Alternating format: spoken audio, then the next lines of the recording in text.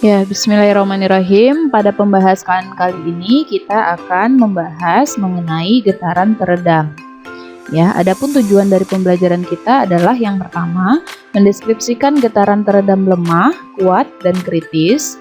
Kemudian yang kedua adalah menurunkan persamaan simpangan pada getaran teredam, lemah, kuat, dan kritis. Dan yang ketiga adalah menggambarkan grafik simpangan getaran teredam sebagai fungsi waktu. Oke, mungkin sebelum kita mulai perkuliahan, ada baiknya kalian silahkan mempersiapkan catatan perkuliahan matematika fisika atau fisika matematika kalian yang berkaitan dengan penyelesaian persamaan diferensial orde 2 yang khusus untuk homogen, sistem homogen ya. Karena pada bagian ini kita tidak akan menjelaskan secara terperinci bagaimana mencari solusi dari persamaan diferensial orde 2 untuk sistem yang homogen. Baik, jika sudah, sekarang kita gambarkan bagaimana sistem kita. Ya, sistem kita adalah, jadi kita memiliki sebuah sistem yang berupa pegas, ya, ada yang digantungkan pada sebuah dinding gitu misalnya. Kemudian dia digantungkan beban yang masanya adalah M gitu. Nah, masa M ini dicelupkan ke dalam sebuah fluida. Ya, fluida yang memiliki viskositas yang dengan nilai tertentu ya, viskositas dengan nilai tertentu, di mana viskositas ini nanti bergantung pada jenis fluidanya, apakah dia air, minyak, oli, dan sebagainya gitu. Nah, misalnya si benda ini kita berikan usikan dengan memberikan simpangan, ditarik gitu ya, ditarik dengan memberikan simpangan sehingga dia mengalami osilasi gitu. Dia mengalami osilasi. Misalnya ketika benda ini bergerak ke bawah dengan kecepatan v, begitu ya, maka di sini akan muncul gaya, ya, gaya akibat gerakan itu, yaitu ada gaya pegas yang di sini kita tuliskan sebagai Fs atau spring ya, yang besarnya adalah Kx ya besarnya.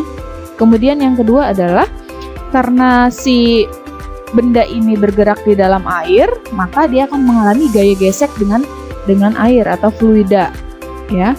Nah, gaya gesek ini akan meredam gerakan benda, di mana redamannya ini nanti bergantung pada, jadi di mana gaya redam bergantung pada kecepatan gitu.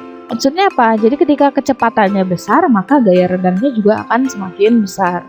Dimana kita bisa tuliskan F-nya ini adalah minus B dikalikan dengan V gitu. Ya.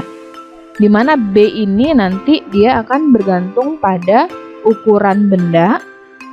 Ya, ukuran benda. Kemudian jenis bendanya. Dan viskositas dari fluida gitu. Jadi untuk fluida tertentu memiliki viskositas tertentu juga atau berbeda. Nah, kembali untuk menyelesaikan bagaimana persamaan simpangan ketika benda ini dicelupkan ke dalam fluida, maka kita kembali lagi ke persamaan hukum 2 Newton. Kita punya sigma F sama dengan M dikali A gitu ya. Nah, di sini ada gaya pegas ya. Kemudian kalau dia bergerak ke bawah berarti ada gaya yang arahnya berlawanan dengan gerak benda, yaitu gaya redam, atau kita simbolkan dengan Fd, di mana Fd adalah nilainya minus Bv. Fs sendiri nilainya minus Kx. Berarti kita bisa tuliskan di sini resultan gayanya adalah Fd ditambah dengan gaya pegas sama dengan M dikali A ya. Nah, kemudian kita substitusi Fd itu tadi kan gaya redam yang sudah dituliskan, yang besarnya akan sama dengan minus Bv ditambah dengan gaya pegasnya adalah minus Kx gitu. Ini akan sama dengan M kali A. Nah, kalau seperti ini kan belum terlihat nih persamaan diferensial orde 2-nya. Makanya kita ubah dulu ke dalam bentuk persamaan diferensial orde 2. Kita buat B, V itu adalah turunan pertama posisi terhadap waktu ya, minus Kx sama dengan M percepatan itu adalah turunan kedua posisi terhadap waktu. Nah, supaya bentuknya lebih indah, kita pindahkan ke sebelah kiri. Ya, berarti kita punya MD kuadrat X, DT kuadrat, M kali A berarti ya, ditambah dengan BV, ini BV ya, ditambah dengan KX. Gitu. Oke, sekarang kita simbolkan supaya menuliskannya lebih mudah, kita buat ya, dx per dt, kita buat jadi x dot ya. Kemudian berarti kalau d kuadrat x per dt kuadrat itu adalah x double dot. Berarti persamaan kita akan punya, kalau kita semua bagi m, dibagi dengan m ini ya, kita bagi dengan m, maka kita akan punya x double dot ditambah b per m x dot ditambah k per m x sama dengan 0 gitu. Nah, supaya lebih mudah lagi, supaya kita nggak panjang menuliskannya, maka kita simbolkan lagi nih, misalnya gini, gamma itu adalah b per m ya, dan k per m itu kan ada frekuensi atau osilasi alamiah dari pegas. Berarti kita simbolkan dengan omega ya, omega 0. Omega 0 kuadrat adalah K per M. Jadi ini permisalan kedua. Sehingga persamaan kita sekarang ini akan berubah jadi gamma, yang ini akan berubah menjadi omega 0 kuadrat. Sehingga persamaan terakhir kita akan berubah menjadi bentuk yang lebih sederhana atau lebih mudah dituliskan, X double dot ya, ditambah gamma kali X dot ditambah dengan omega 0 kuadrat X sama dengan 0 ya. Kita punya, ini kita sebut saja jadi persamaan 1 gitu ya. Nah, pada persamaan 1 ini sudah terlihat ya bahwa ini adalah tidak lain bentuk dari persamaan diferensial orde 2 ya, dimana persamaan diferensial ini untuk mencari simpangannya, jadi kita pakai X ya, berarti bukan pakai Y, berarti sumbu tegaknya di sini adalah X. Kalau kita gambar berarti yang atas adalah X, ini X, yang ini adalah Y. Jadi geraknya terhadap sumbu X berarti ya. Nah, ini solusinya adalah dengan menyelesaikan persamaan diferensial orde 2. Jadi solusinya dengan menyelesaikan persamaan diferensial orde 2 ya, yang bentuknya adalah homogen karena suku sebelah kanannya sama dengan 0. Nah, ini bentuk solusinya ada 3, nanti bergantung pada kondisinya ya. Jadi bentuk solusinya ada 3 jenis solusi. 3 jenis solusi. Ya, solusi yang pertama adalah kalau misalnya dia memiliki akar kembar, maka bentuk solusinya akan sama dengan X sama dengan C1E pangkat alpha T ditambah dengan C2E pangkat alpha T, atau bolehlah kita sebut sebagai CE pangkat alpha T ya. Nah, ini kalau dia memiliki akar kembar gitu ya. Memiliki akar kembar. Nah, kapan dia memiliki akar kembar? Jadi akar kembar itu akan dimiliki saat ini ya. Akar kembar ini dimiliki saat nanti pada kasus kita nilai gamma kuadrat per 4-nya sama dengan omega 0 kuadrat gitu. Ini adalah solusi yang pertama, jenis solusi yang pertama. Ini ya. Oke, sampai di sini kita sama-sama pahami, mudah-mudahan bisa diterima ya dengan jelas. Nah, ini harus kalian tandai gitu ya. Oke. Kemudian solusi yang kedua adalah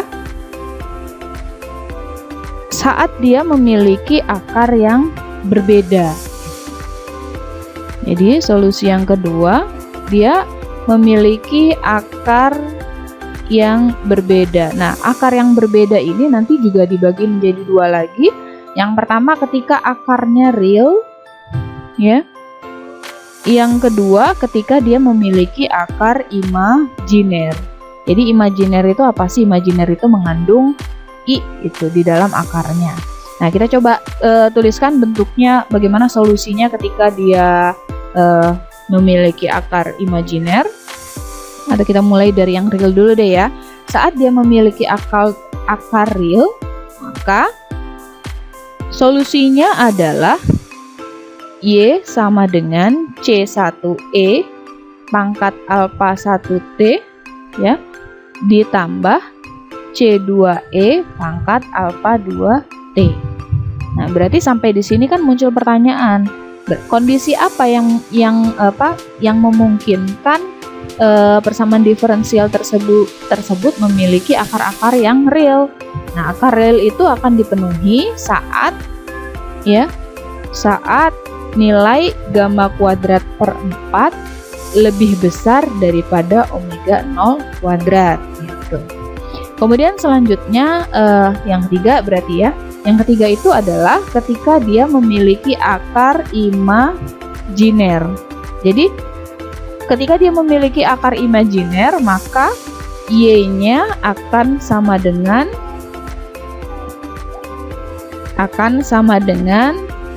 E pangkat minus AT, ya, dikali A E pangkat I BT ditambah dengan B, ya, E pangkat minus I BT. Nah, kondisinya apa yang memenuhi persamaan ini memiliki akar imajiner? Jadi akar imajiner itu akan dipenuhi saat gamma kuadrat per 4 kurang dari omega 0 kuadrat, begitu.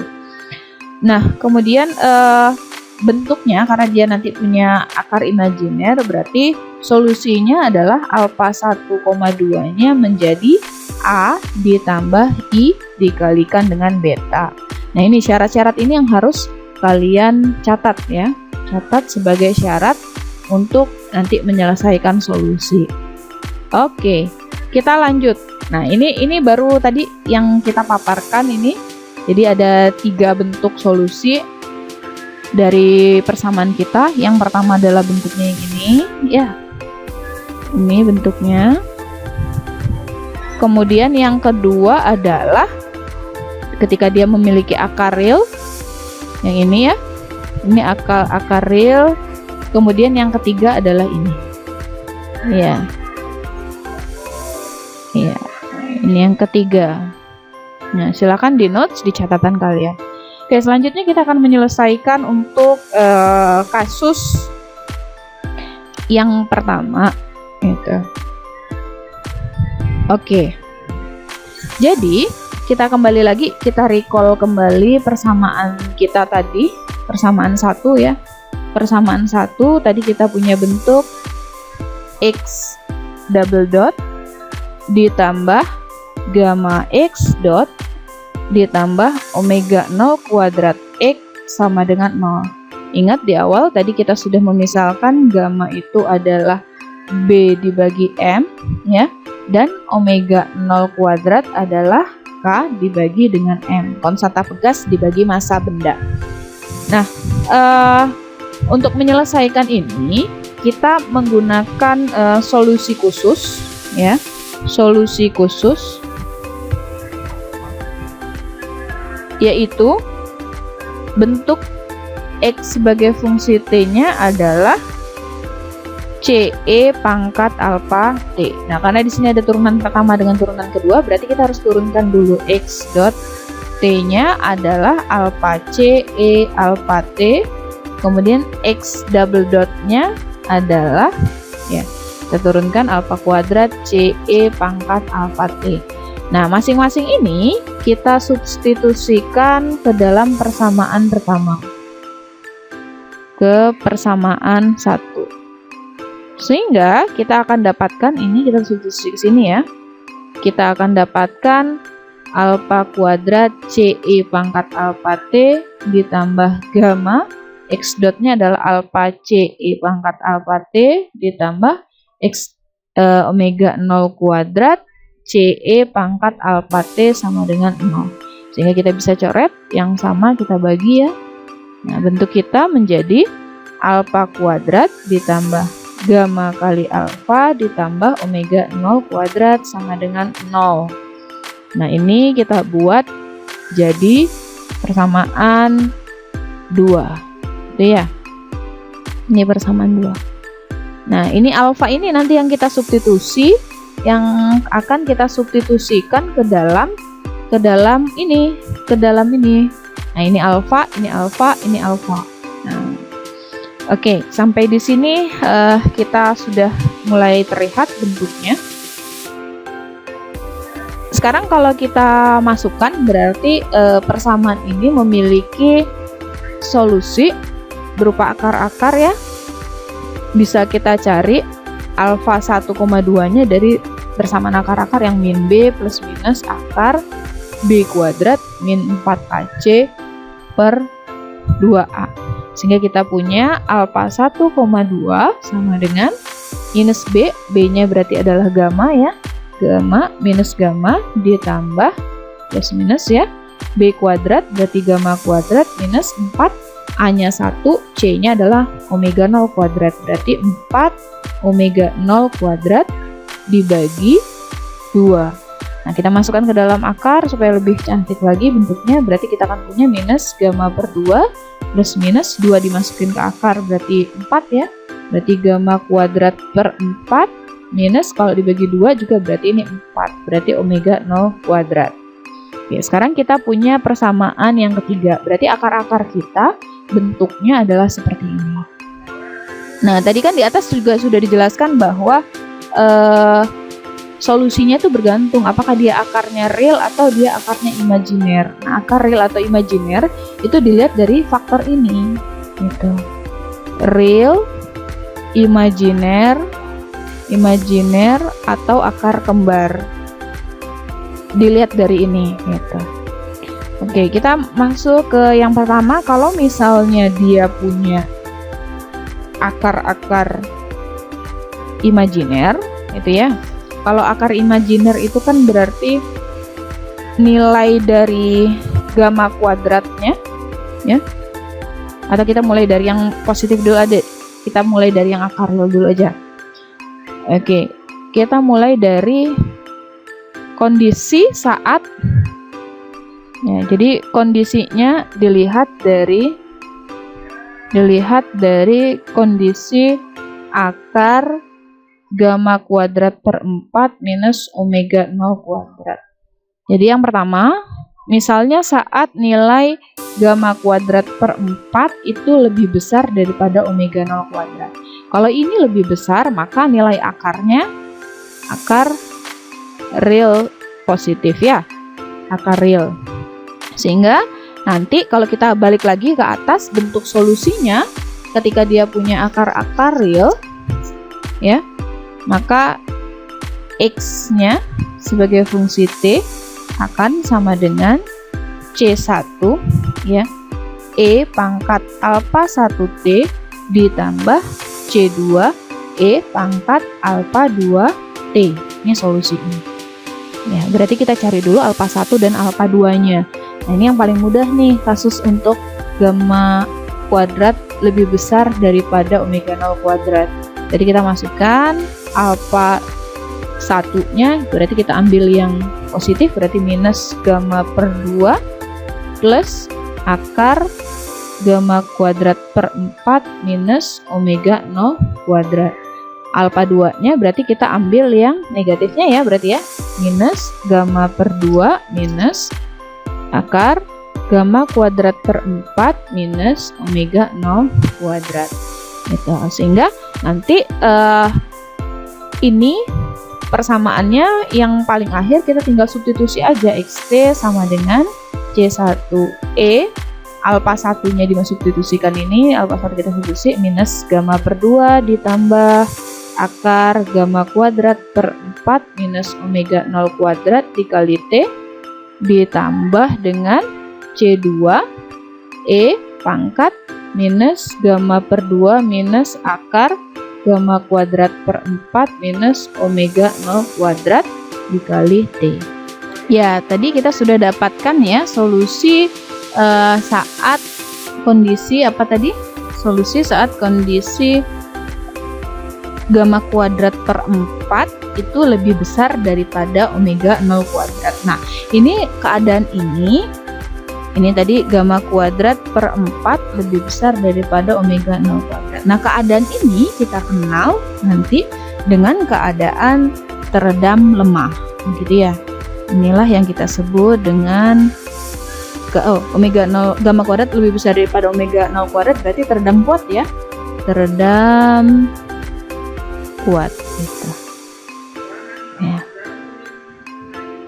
Atau dengan kata lain, kita bisa simpulkan keadaan teredam kuat itu terjadi saat nilai gamma kuadrat per 4 itu lebih besar daripada omega 0 kuadrat. Sehingga yang di dalam akar ini nilainya pasti akan positif. Nah, ini adalah teredam kuat.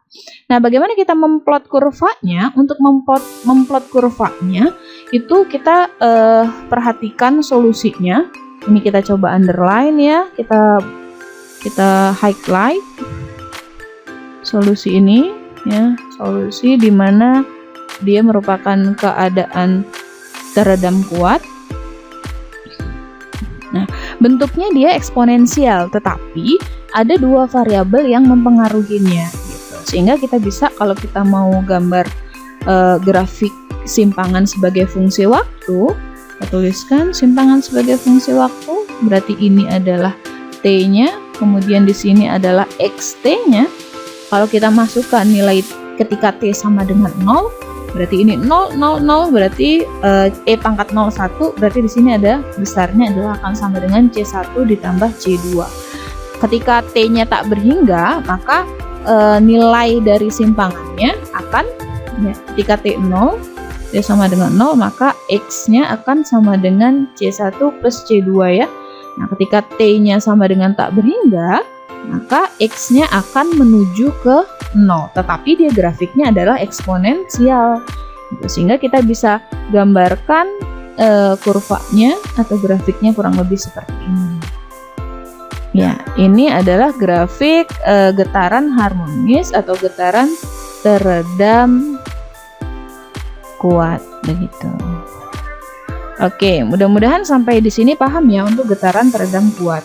Nah, selanjutnya kita akan bahas terkait dengan getaran teredam lemah ya. Kalau ada yang kuat pasti ada yang lemah. Nah, bagaimana untuk getaran teredam lemah? Untuk kondisi getaran teredam lemah itu dia terjadi, berarti kita ambil yang kondisi kedua ya, terjadi saat gamma kuadrat per 4 kurang dari omega 0 kuadrat. Jadi sistem akan mengalami getaran teredam lemah begitu. Nah, berarti solusinya apa?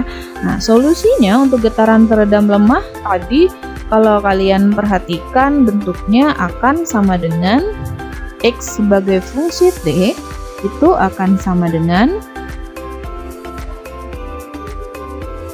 E pangkat minus AT ya dikali dengan AE pangkat IBT ya. Boleh ketukar, boleh sih sebenarnya, tapi lebih enak kita ambil yang positif ya, ditambah dengan BE pangkat minus IBT. Ini solusinya. Nah, sekarang permasalahannya berarti kita mencari bentuk A dan B ya. A dan B tadi juga sudah dijelaskan, itu didapatkan dari yang solusi alpha 1,2-nya sama dengan bentuknya A ditambah dengan I beta. Ini AB-nya. Oke, sekarang kita lihat bentuknya. Kita recall kembali bentuk akar-akar kita. Alpha 1,2 tadi bentuknya adalah apa? Minus gamma per 2 plus minus akar gamma kuadrat per 4 minus omega 0 kuadrat. Gini ya. Nah, saat gamma kuadrat per 4 kurang dari omega 0 kuadrat, berarti kita ubah nih sedikit, kita manipulasi bentuk persamaannya. Maka kita akan dapatkan gamma per 2 plus minus, ya, akar. Tanda minusnya kita keluarkan, berarti kita akan punya minus gamma kuadrat per 4 ditambah omega 0 kuadrat. Berarti kita tinggal balik saja nanti selanjutnya. Alpha 12 sama dengan minus gamma per 2 ditambah, kita keluarkan akar min 1-nya dikali akar, ini positif dulu yang kita tulis, omega 0 min gamma kuadrat per 4. Sehingga kita punya alpha 12 sama dengan minus gamma per 2 plus minus ini ya, plus minus akar min 1 itu adalah bilangan imajiner dikali dengan omega 0 kuadrat minus gamma kuadrat per 4. Nah, ini nanti yang kita akan substitusikan ke dalam bentuk solusi umumnya. Kita recall kembali sehingga bentuknya tadi identik dengan alpha 12 sama dengan A ditambah IB. Berarti dalam kasus ini kita punya A-nya adalah ini, ya, A-nya adalah minus gamma per 2 dan B-nya adalah omega kuadrat minus gamma kuadrat per 4. Sehingga solusinya adalah kita tulis kembali solusi kita menjadi X, jadi apa bentuknya? X sebagai fungsi T akan sama dengan E pangkat minus AT, ya, dikali AE IBT ditambah dengan BE minus IBT, gitu. Sehingga kita bisa tuliskan lagi XT, kita substitusi A-nya E pangkat, A-nya adalah minus gamma per 2 T, ya, dikalikan dengan A E pangkat I, B-nya adalah akar omega 0 kuadrat minus gamma kuadrat per 4, ya, dikalikan dengan T ditambah dengan BE pangkat minus I, B-nya tadi adalah akar omega 0 kuadrat minus gamma kuadrat per 4 dikali dengan T. Nah, ini kalau mau dicari lagi bentuk sederhananya, sebenarnya kita bisa, ini kan EI omega T, EI BT jadi cos omega T ditambah dengan I sin omega T. Yang ini juga cos omega T min I sin omega T. Dijabarkan lagi boleh dalam bentuk cos dengan sinus. Nah, itu kalau kita jabarkan lagi ternyata bentuknya ini kita jabarkan dari awal saja, dari sini biar lebih mudah. XT sama dengan E pangkat minus AT, ini kita jabarkan jadi A, EIBT jadi cos, ini tutup ya, cos BT ditambah I sin BT, ya, ditambah dengan B cos BT min I sin BT, gitu. Kita akan punya XT sama dengan E pangkat minus AT, gitu ya, A cos BT ditambah B cos BT, berarti kan A plus B, ya, A plus B cos BT ditambah AI sin IBT dikurang BI sin BT. Nah, berarti sinnya bisa keluarkan AI min BI sin BT. Sehingga kita punya bentuk yang paling sederhananya supaya akan terlihat bentuknya sinusoidal. Ini kita jadikan konstanta baru C1, yang ini jadi C2. Berarti C1 cos BT, lebih sederhana sebenarnya, C2 sin BT. Sehingga solusi kita pada kasus ini XT-nya persamaan simpangannya menjadi, ya, kita masukkan E pangkat minus A-nya tadi adalah gamma per 2, ya, gamma per 2T. C1 adalah sebuah konstanta yang dicari dari kondisi syarat tertentu. B-nya adalah akar, ya, akar omega 0 kuadrat minus gamma kuadrat per 4 dikali T, ya, ditambah dengan C2 sin B-nya tadi adalah akar omega 0 kuadrat min gamma kuadrat per 4 dikalikan dengan T. Nah, sehingga dari sini kita bisa plot kurva simpangan sebagai fungsi waktunya. ternyata bentuknya adalah sinusoidal tetapi menurun ya. Oke. Nah, ini solusi untuk getaran teredam lemah. Getaran teredam lemah. Nah, pada kasus ini, pada getaran teredam lemah ini, dia masih mengalami osilasi. Dilihat dari fungsi sinus, fungsi kosinus dan fungsi sinusnya. Tetapi dia mengalami amplitudo dari osilasinya menurun karena ada faktor ini, E pangkat minus gamma per 2 dikalikan dengan T. Jadi ketika T-nya membesar, maka nilai amplitudo dari gelombang sinusoidal yang dihasilkan dia mengalami eksponensial menurun. Sehingga grafiknya kalau kita buat simpangan sebagai fungsi waktu, dia akan bentuknya begini. Ini xt ya. Kemudian di sini T. Nah, ini amplitudonya kan menurun nih. Amplitudo kita bisa lihat dari ini, amplitudo dari E pangkat minus gamma per 2T. Berarti amplitudonya dari sini, ini amplitudonya. Dia akan mengalami penurunan secara eksponensial. Ini amplitudo yang misalnya minus E per 2T ya. Sehingga terus ini ada fungsi cos dengan fungsi sin. Berarti dia grafiknya akan mengalami sinusoidal. Kalau kita masukkan ketika T-nya sama dengan 0, berarti cos 0 adalah cos 0 1 ya. Tetapi di sini ada variabel ini, kemudian yang di sini sin 0 0. Berarti akan sama dengan nilai maksimumnya. Berarti grafiknya akan dimulai dari atas ini. Nah, turun terus dimasukkan nilainya untuk T tertentu, maka grafiknya kurang lebih seperti ini. Ini untuk getaran teredam lemah. Getaran teredam lemah ya. Jadi dia masih mengalami osilasi di sini, tetapi dengan amplitudo osilasi yang berkurang atau menurun nilainya. Oke, sudah yang kedua. Sekarang kita masuk yang ketiga. Yang ketiga itu berarti kasus di mana apa? Yang ketiga kasus di mana nilai dari D-nya itu sama atau akar-akarnya memiliki akar yang sama. Nah, yang ketiga di sini akarnya sama. Jadi akar yang alfa tadi sama, itu terjadi saat nilai gamma kuadrat per 4 itu sama dengan omega 0 kuadrat. Nah, kondisi ini kita sebut nanti sebagai kondisi teredam kritis. Bagaimana solusinya? Solusinya berarti kita recall kembali, kita panggil kembali nih alfanya tadi, kan kita punya bentuk alfa 12 sama dengan minus gamma per 2 plus minus akar gamma kuadrat per 4 minus omega 0 kuadrat. Jadi kalau nilai gamma kuadrat sama dengan omega 0 kuadrat, berarti kita punya apa? Ini minus gamma per 2 plus minus gamma kuadrat per 4 kan katanya sama dengan omega 0 kuadrat. Berarti kita bisa gantikan di sini omega 0 kuadrat. Berarti kita punya alfa 12-nya punya akar yang sama, yaitu minus gamma per 2.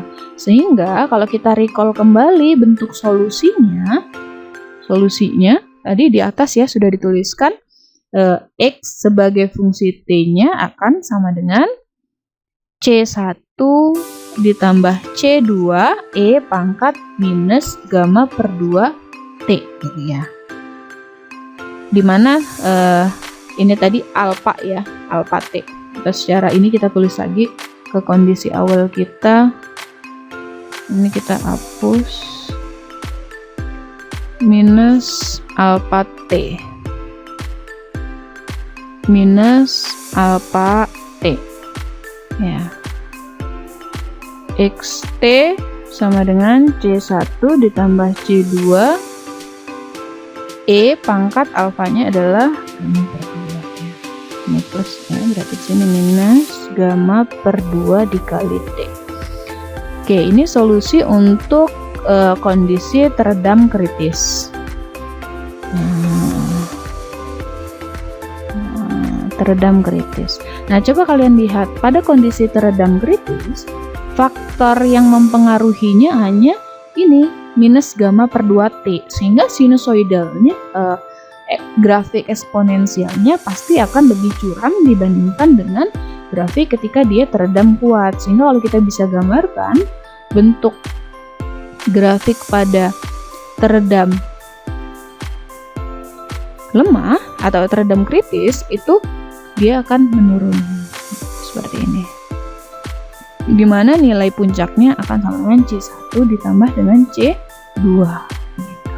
Nah, jadi hampir sama dengan kondisi teredam